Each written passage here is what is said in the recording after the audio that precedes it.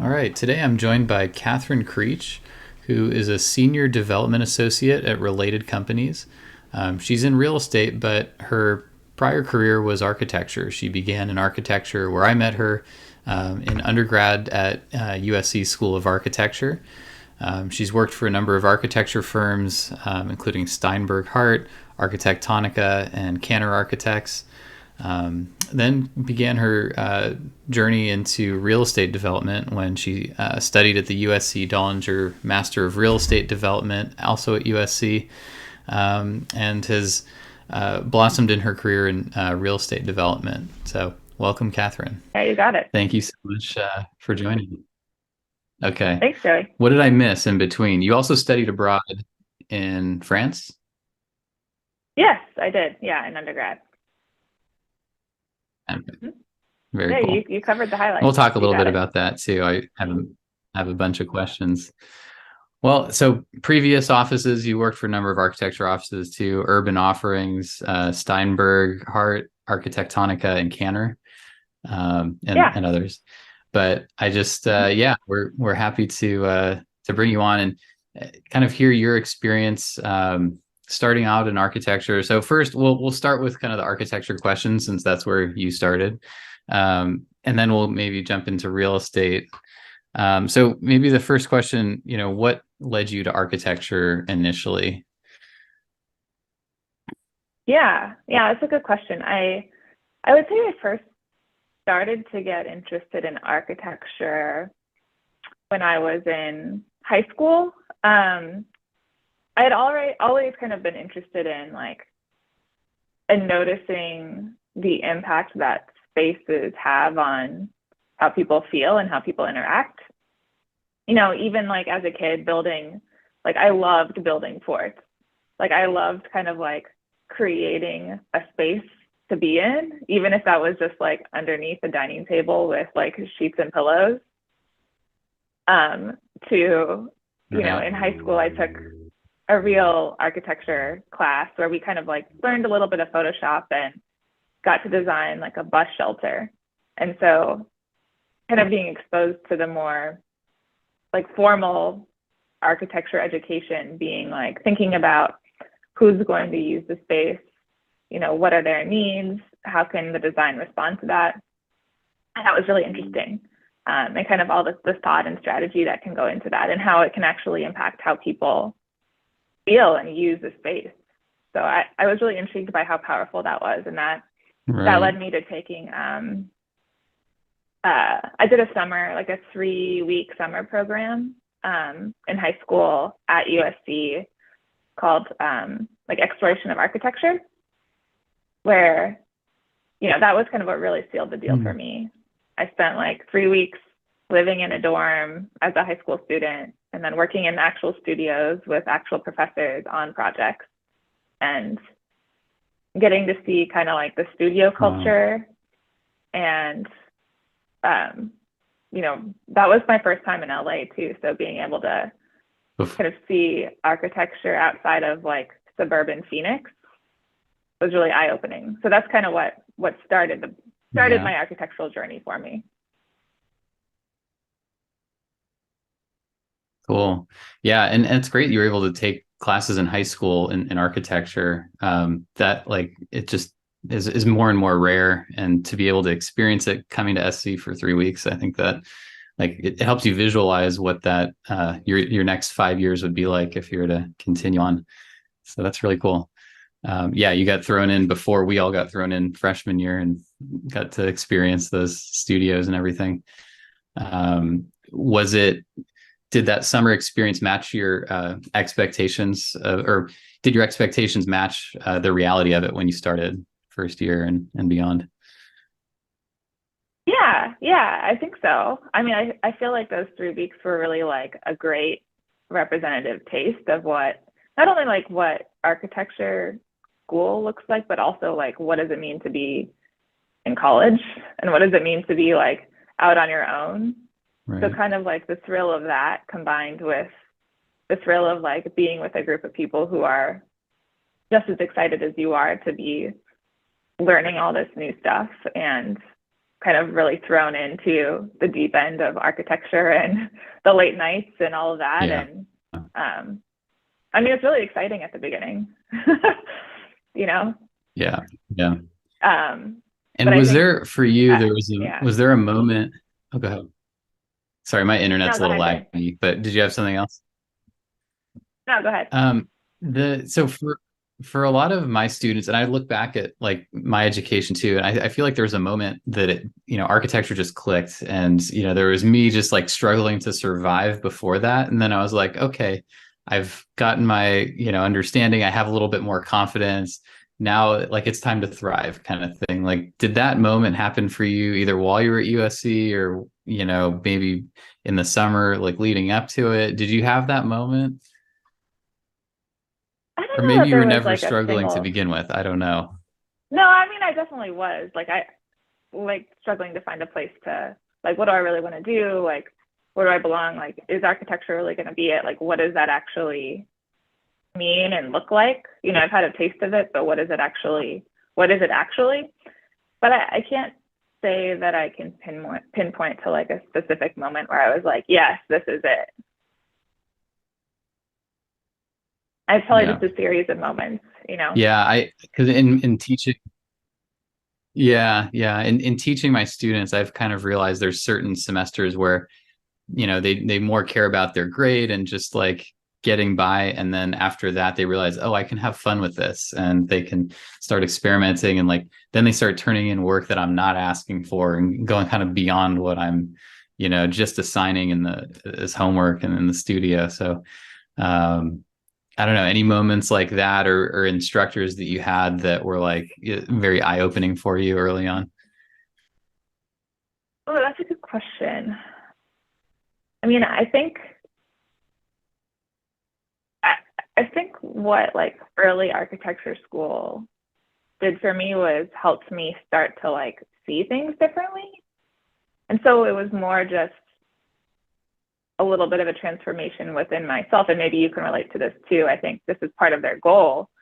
The staff's goal was getting us to kind of learn how to see things and be more thoughtful and perceptive, Yeah. and not just in like buildings and spaces, but how people live and act, and how buildings and spaces can shape that and influence that. And I feel like it's kind of like putting on a pair of glasses, where you start to see things like in a little bit more focus. And then once you see things in more focus, you want to just kind of keep looking around. Right. That's a great analogy. I mean, I've almost gotten in car accidents just like driving down Wilshire, like looking at architecture and like, oh, car in front of me, stop. But Yeah, yeah, yeah. I'm sure there's similar. Yeah, like you can't look at architecture the same way after that. But yeah, interesting. Um, yeah, so tell us a little bit about your study abroad experience. What made you want to study abroad, and maybe what that did as far as maybe putting on another lens of glasses or something like that. Yeah, yeah. So I mean, I think like the first shift was like moving to LA and seeing, and like getting my first taste of architecture and seeing LA through the architecture lens.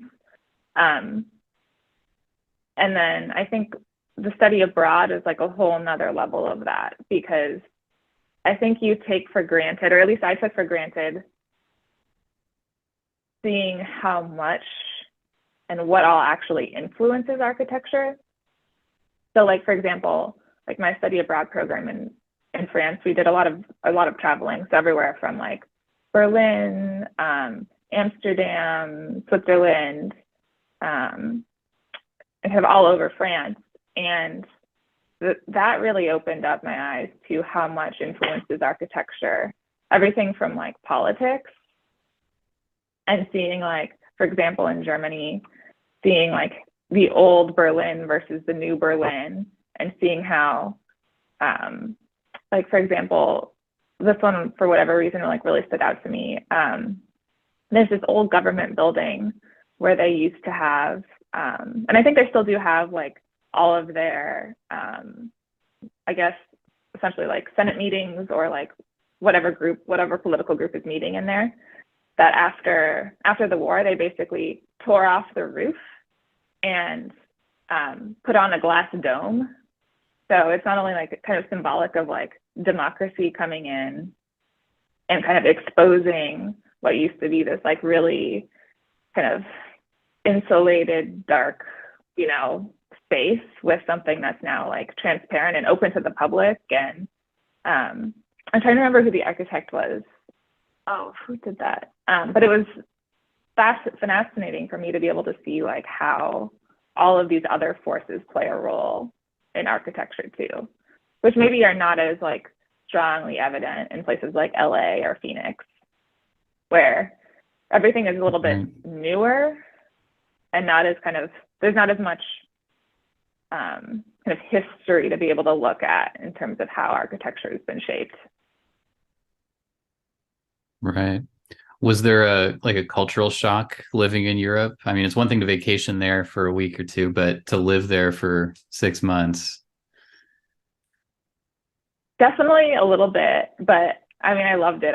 We like lived in a little, like our home base was this little town called Sants. It was like maybe like an hour north of Bordeaux in France, like living in a little medieval house. So I've never like been in a space so old before. It's like just made of stone and has like a cave in the basement, basically. And I think the social aspect of it too was also just amazing because it's basically like 15 of your classmates all living in one house together, like kind of like an episode of The Real World, but you're abroad. So having this like really tight-knit group to be able to experience all of that, who are just as passionate about it as you are, was a really cool experience to have. And I'd highly recommend it. Right. If you thought you were close in your studio before study abroad, wait till afterwards. Yeah. Interesting. Did you have a favorite piece of architecture while you were there? I know when Greg and I were in Italy, we got to go to Barcelona and walk inside of the Sagrada Familia. And I just turned to Greg and I go, "This is it for you, huh?" I think we looked at each other and we had a moment like, yeah, this is, you can't top this. Well, it's funny you say that because we also went to Barcelona on my study abroad trip, and we had a hard hat tour of it. Oh, wow. Because except that I have, or had at the time at least, kind of a pretty bad fear of heights. So I wasn't able to go up on the like construction elevator up to the top where like the rest of the group was looking at like up close to like the ceiling and stuff. So I wish I had done that, but that's all right. Something to do. Maybe if my fear of heights was better. Yeah. It'll still be under construction in 20 years if you ever go back. So you have time.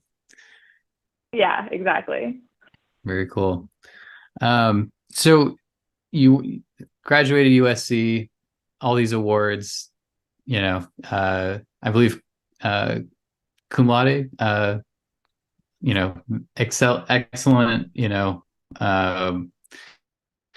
projects, your senior projects, really great. Coming out of school, where did you work? What was it like, kind of the job market? Where did you end up, maybe right out of undergrad? Yeah. Well, I think actually it's worth noting too, because my fifth year of architecture school, I actually interned at Disney. So like the summer between junior and senior year, I worked full-time as an intern designer in Disney's corporate operations and real estate division. So basically they manage all of Disney's properties except for the theme parks. So I didn't really know this before then, but Disney owns, a ton of real estate. And they have an internal design team that manages the process of, say a new gym for the staff is going to be built. Like we work with picking out the architect and so everything from like new buildings being built to a new division is expanding and needs a little bit more space. How can we do some test fits to see how they'll fit? Or how can we redesign the space to be better for them? So that was actually a really, I think, important piece of my college experience and my first taste of understanding how architecture and real estate relate kind of on the ground. Yeah. So you were working. And So you're working with a team of architects in a larger real estate development or a group. yeah, so I was on like Interesting. in a smaller design team within a larger the real estate group. So that was kind of my first exposure to, Mhm. you know, just being a smaller piece in a bigger puzzle versus working at an architecture firm where you're still a smaller piece of a bigger puzzle, but you may not be exposed to, or at least it was helpful to be exposed to kind of the inner workings of some of that earlier. Right. And Was that the then, first time that you kind of saw the values that real estate are, real estate professionals bring to the project versus architects? yeah, I think so. It's interesting because, uh, in architecture school, we spend a lot of time talking about design and a lot of time talking about, everything from like structure to lighting, et cetera. But we don't, at least in my experience, we didn't spend a lot of time talking about like who our clients would be and who this architecture is necessarily for and how our goals align with their goals and what their needs might be as an owner and developer or institution or whatever the case may be.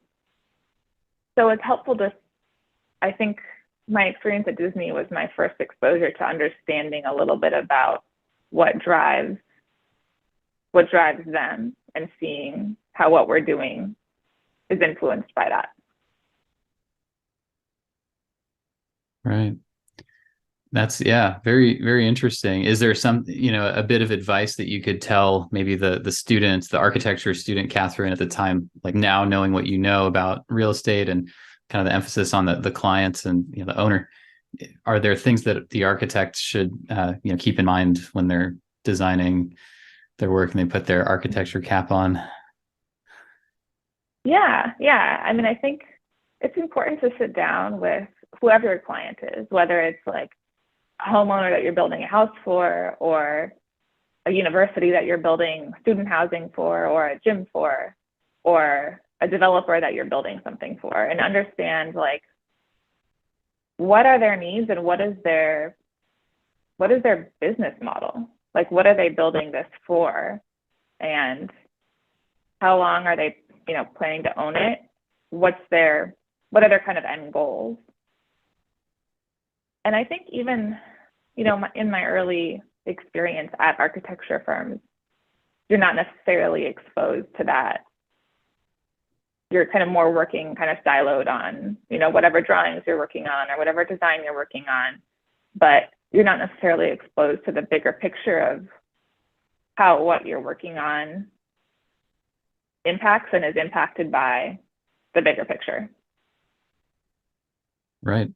Yeah. Timelines are so much more important, understanding when the project opens and can start, earning revenue. I'm sure those are things that we don't get taught in architecture school. But, if you were to maybe change something in an architecture curriculum or add a class, is there something that you think all architects should know? I mean, I think it's actually interesting because since my experience going through the MRED program, I've actually sat in on a couple of classes in the real estate development school, like undergrad classes. And actually, do you remember Kathy Tang? She's teaching like a design class Yes. for designers and non-designers, but it's mostly non-architects. But it's basically pairing up two students in a kind of group project where one gets to be the architect and one gets to be the developer. And then they switch, so they both get to kind of experience both sides of what goes into like developing a little mini project. And I think that would be really useful Right. to the architectural education to understand like how these team projects play out in real life and what it means, what it looks like to be on the other side and what they think about Right. and what you think about as the architect. Right. I love that idea. I mean, you could apply that to, structural engineering too. We're thinking of integrating structures, uh, a structured department in within our kind of our school. And, I was thinking, okay, how great would it be if you could have architecture students working with a structural engineering student on a project and actually, hear the way they're thinking and what questions they're asking. That's a really cool idea. They see that in the real world, but not in school. Yeah, Interesting. exactly. I So think tell there's me a so little much. bit about your journey. I was just going to say, like, Go ahead. there's so much, like, in the real world, there's so many different facets to building a building in architecture. And I think getting exposed to people who are working in those related facets, I think not only will help you be a better architect, but could also expose you to like potential career paths and how you can use what you learn in architecture and different avenues you can take outside of architecture. Yeah. And so maybe tell me a little bit about your path in architecture. So after you graduate, maybe talk about your path to licensure and what that looked like, what that experience was like. How are you motivated to do that early on in your career? Yeah, I mean, that's a good question. So coming out of undergrad, I think one thing, like one of my weaknesses definitely was on kind of the networking side. Like I tend to be, at least especially at that time, coming out of undergrad, like, coming into a first real, like full-time job out of undergrad, how do you, like, how do I fit in? Like, what do I have to offer? Like feeling not super confident and also just being kind of introverted generally as well.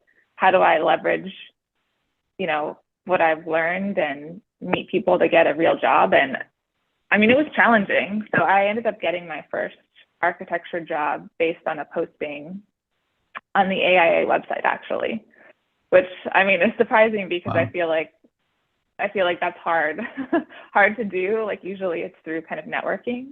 Um, but it's interesting because I felt like even some of my early internships in undergrad, like I still keep in touch with those people and those people have still, you never know when those relationships are going to come back around and what you can help them with or what they could help you with. So I think honestly, that's one of the biggest takeaways is like relationships are so important to your career, honestly, no matter what it is.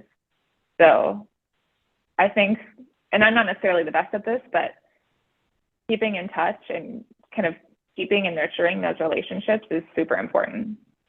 And that's really my biggest piece of advice, honestly, is just meet as many people as you can Mhm. who, are doing what you want to do or have something interesting to say and continue to build on that. Yeah. And I know a lot of architects struggle with, does it make sense to be involved with the AIA? It's more architects, right? They're kind of within our profession, and that's always great. But, sometimes it's good to also branch out and be the only architect in the room among other maybe developers or, ULI, Urban Land Institute, and other community organizations, things like that. Were you involved with AIA back then? Are you still involved in that? Um, so, you know, after I graduated, and I spent a couple years working at Architectonica and Canner, and ended up I'm kind of like, okay, well now what's next? Like how do I keep learning and pushing myself and because I tend to be like a very like goal oriented person, it felt very natural for me to start like I kind of felt like what's my goal now? So I needed to, I graduated, I got in a job, like what's my like short-term goal now? And I used licensing to kind of be that next step for me. So I spent a couple years, going through that process. Though, honestly, I was not super involved in AIA. I went to a couple events, but I actually, after I joined ULI, I felt like the ULI programming was a better fit for kind of what I was interested in. But I didn't end up joining ULI until a little bit closer to when I was thinking about transitioning to the development side. But I would actually really recommend ULI for architects, even if you want to stay in architecture, because not only do they have a ton of good content and programming for like young professionals, including like great mentoring groups and great content and a great way to kind of network and be around peers who may or may not be in architecture as well. So I would definitely recommend that. For those who don't know what ULI stands for or what it is, what their mission is, do you want to talk a little bit about that? Sure. Yeah. ULI is the Urban Land Institute. It's a global, the mostly US based, I believe, kind of group that unites everyone related to buildings. So that's everyone from, architects and engineers to, land use attorneys, developers, owners, investors, bankers. So anyone that's kind of at all involved in touching real estate and touching buildings is included in that. And so it's a much bigger pool, I would say, than AIA.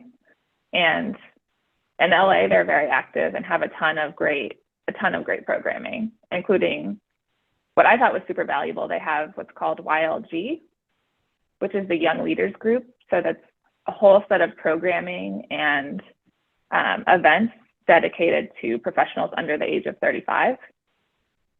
So that's a great way to kind of meet people who are just starting out in their career, maybe at your same level, and to start kind of building those relationships and meet some friends and, stay engaged in the industry.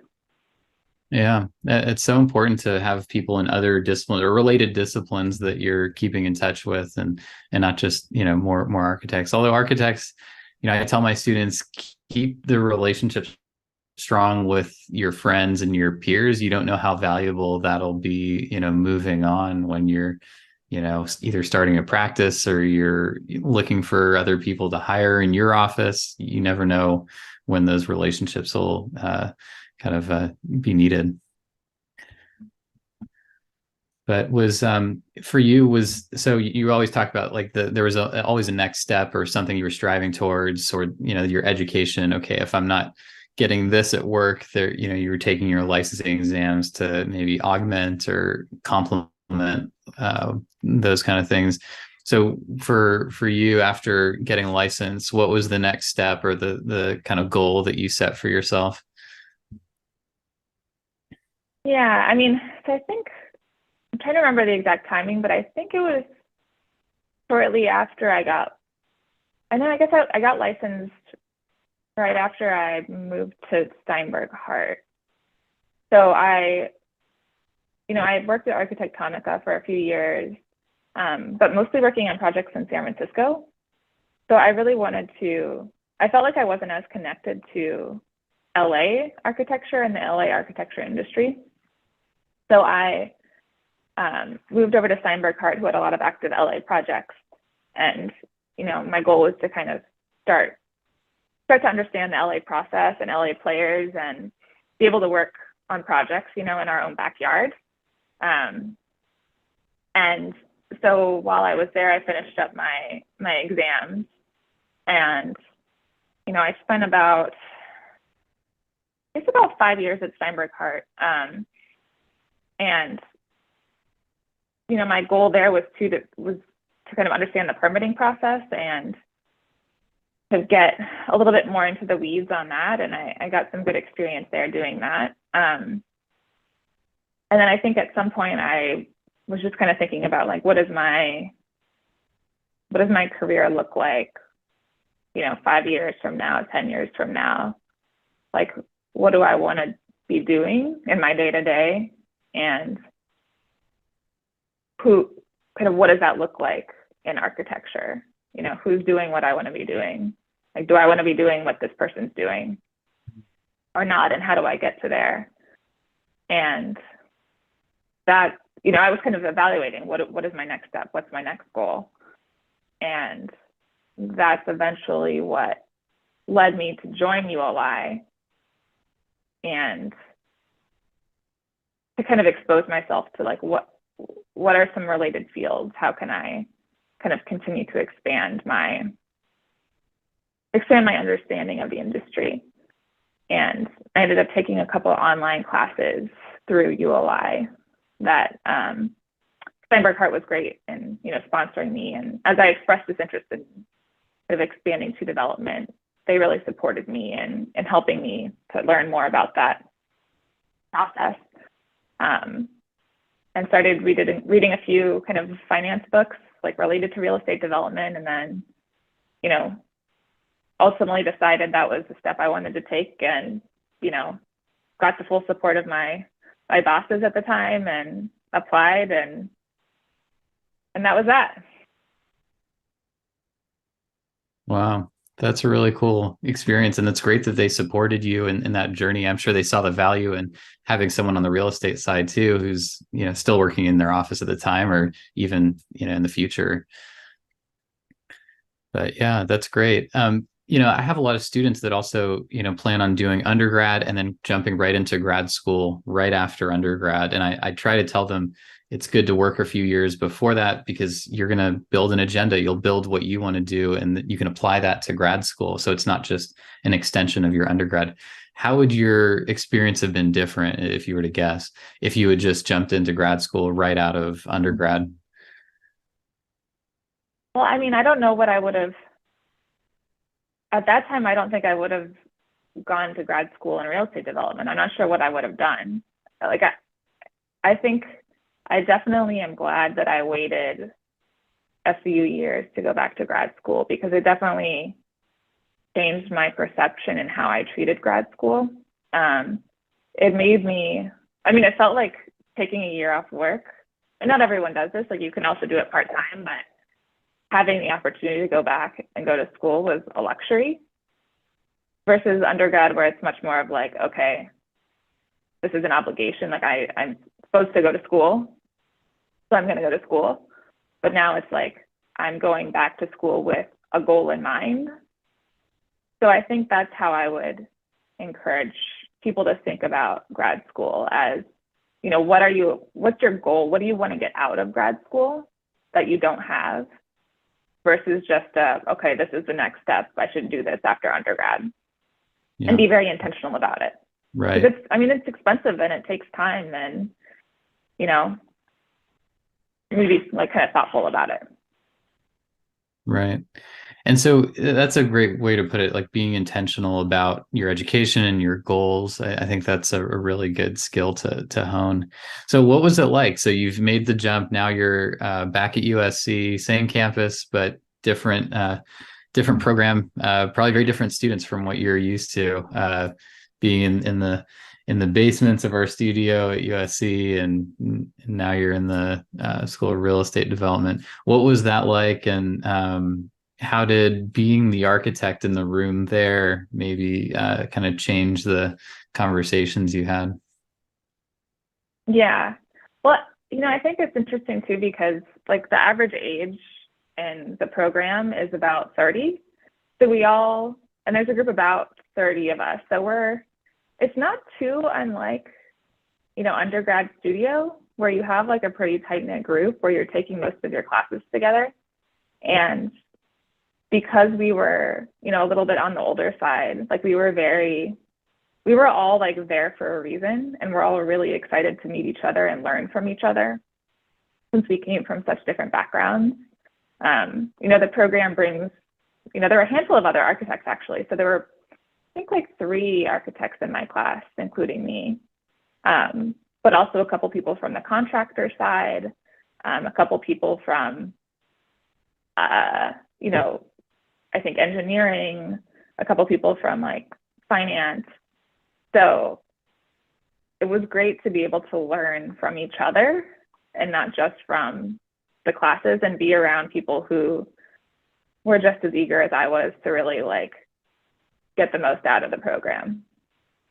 And I think, one other thing that I think is worth mentioning that I noticed in myself in terms of how I treated grad school. I was much more intentional about knowing what I wanted to get out of it and treating those classes and giving myself a break in terms of, I must get an A in every single class. Instead, it's like, okay, these are the classes that I know that I'm weak on, that I want to learn the most from, and I'm going to put my effort there. Like allowing myself to focus on what I want to focus on. So, in the program, there are design classes because a lot of people coming into it don't have the architecture background. So they don't know, what is a plan? How do I read a plan? What is a section? And so there are some very kind of basic design classes. So I skipped out of those where I could, and then where I couldn't skip out of them, don't tell my professors, but it was probably obvious that it's like I wasn't going to spend the most time on those classes because that's not where I was trying to improve. Right. It's like being a native Spanish speaker and you're taking like Spanish 1 kind of thing, right? Yeah, exactly. Yeah, exactly. That's interesting. And it's good to make that like kind of conscious mental decision that you're going to say, like, I'm going to focus on the things that I'm weak in. I'm not going to just try to, school everybody in architecture and be the loudest one in the room, but be the one who's curious and focusing on the things that you don't know. It's a good skill. Yeah. Cool. And did you develop like mentors in the program or friends that you still keep in touch with or colleagues? Yeah. Actually, like this was also something that I thought was really interesting. Like my grad school experience versus my undergrad experience was much more designed to be revolving around networking and building relationships. So from like the very beginning, we were encouraged to go out and do what they call informational interviews, which as a student, like whether you're a grad student or undergrad, asking for an informational interview, I think just about any professional will say yes to you. And just being willing to have a coffee chat and meet with as many people as you can who are interesting. So I felt like it was much. I also think, in grad school, the alumni were much more involved in the school than undergrad. So they were much more willing to come back and, help out the students. So I think informational interviews are like a really big part of kind of learning how to network. And that's something that you can start in undergrad. And that's a great skill to kind of be building and learning. Right. Yeah, I think that's a really good point. I mean, we were encouraged. We had to interview an architect, I think, at some point in undergrad. I think it was for our professional practice class at USC in undergrad, and it was a really interesting experience. I ended up interviewing Neil Denari, and it was one of those kind of really interesting interviews. I don't know what happened to the recording of it, but yeah, it was just a random thought, but it was a chance to hear someone's perspective in a non-academic setting, and hear who am I like to interview someone like that, but not knowing a lot about them even. I think that was an interesting experience. But yeah, so after that program, it was a 2-year program or 1 year? It was a year. So it was like full-time, summer, fall, spring. Cool. So like 3 semesters of intense, full-time. Okay. And so what was it like kind of the job market coming out of the grad program? What was it like getting a job after that? Well, I graduated in May 2020, if that tells you anything. Tough time. So I actually, it's interesting though, because there was a small kind of boutique firm, Urban Offerings, who was made of mostly MRed graduates, a couple of who were ex-architects. And, coincidentally, one of the guys there that I interviewed with I had actually originally interviewed with him at an architecture firm like years ago, back when I was interviewing for architecture firm jobs. So it was interesting to see him now, having gone through the MRed, working at a development shop, and then interviewing with him again for an internship at a developer. So, I mean, that's just one example of like the importance of like who you meet and kind of, you know, it's a small world. It's a very small world. But so I ended up interning at Urban Offerings during the spring semester, starting in like February of 2020. And, you know, I think what helped me was seeing that there was a history of architects who have gone through the program and had followed similar footsteps. And so I kind of could see that there was a possibility here and see that there was like a route I could take to be successful in this transition. And, you know, I was working there part-time while I was in school. And then, of course, you know, COVID hit in March 2020. And then, you know, after I graduated, I ended up, you know, working there full-time, which is great. So it was a hard time to be kind of out actively recruiting, but I was lucky in that my internship that started before COVID was able to kind of mature into a full-time position following graduation. Yeah, that's really great. And I try to encourage students to get internships as much as possible because you never know what that's going to lead to and what relationships that'll build. You know, you never know where those are going to lead. Very cool. And so tell me, you know, so now you're at Related. What does a kind of day in the life look like for you now?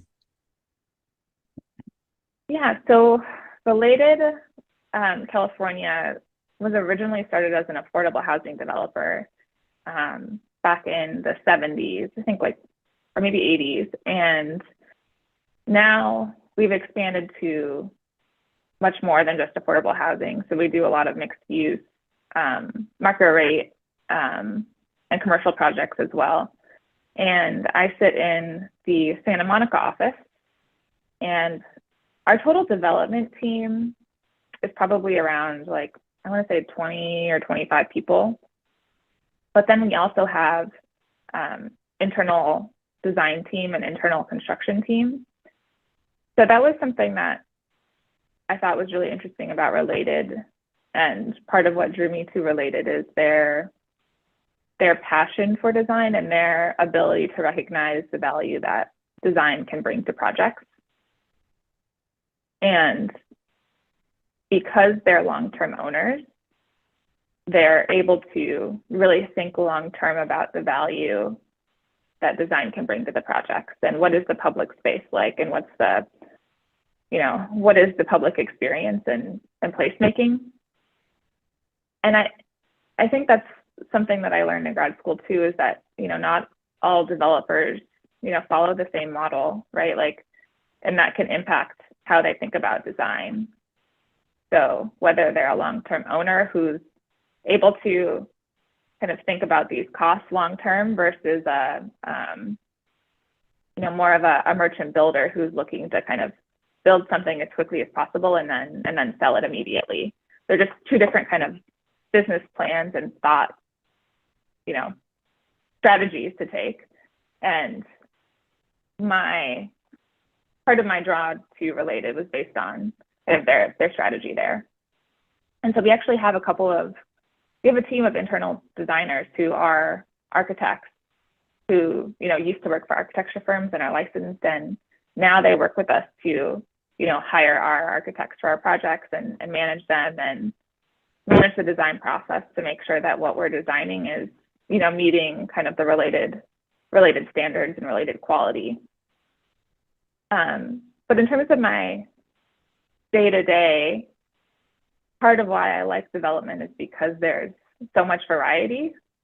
You know, on any given day, I could be, you know, having a meeting with an architect, going through a new yield study, looking at some concept plans, or I could be working in our pro forma, you know, in an Excel model, looking at kind of our cash flows and updating our assumptions there to you know, meeting with uh, a lender to talk about a project, or meeting with investors to talk about a project and trying to get the project financed, to, working with our legal team on contracts for a consultant or contracts for, X, Y, or Z.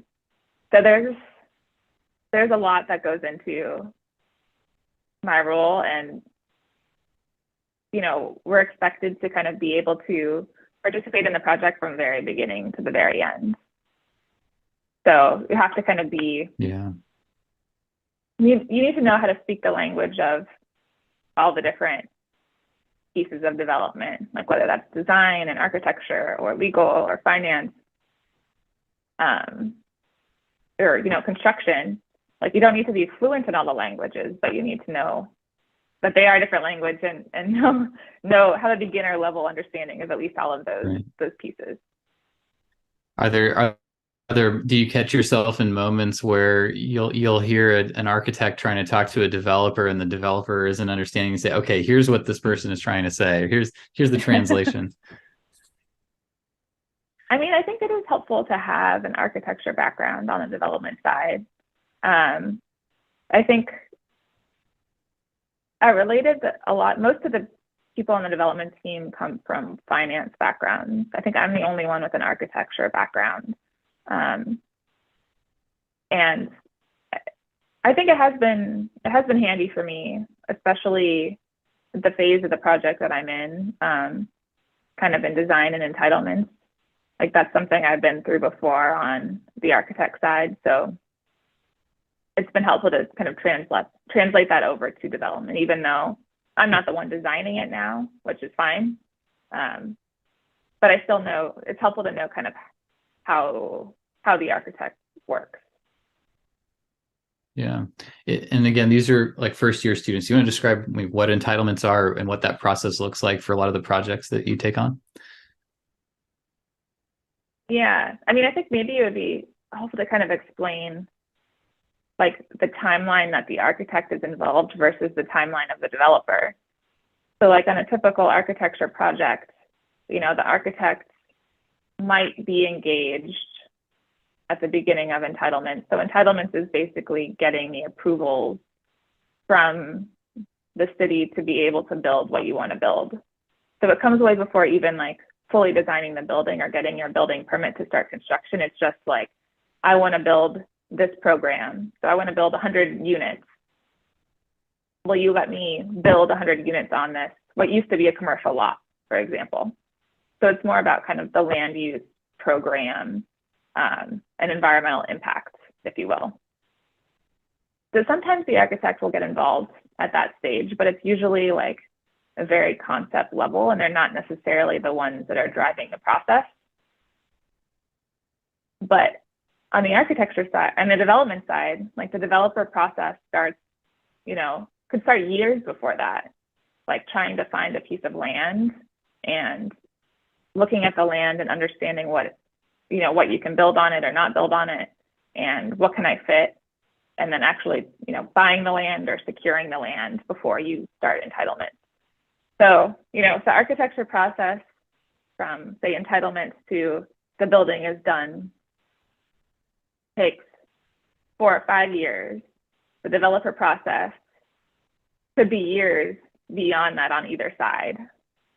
So I think that's one thing that's worth kind of understanding is, architecture is a long-term process. So it's hard to get reps, and being able to spend time on a project that's long enough that you can kind of get exposure to entitlements and design and construction.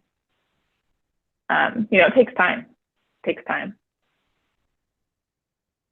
Interesting.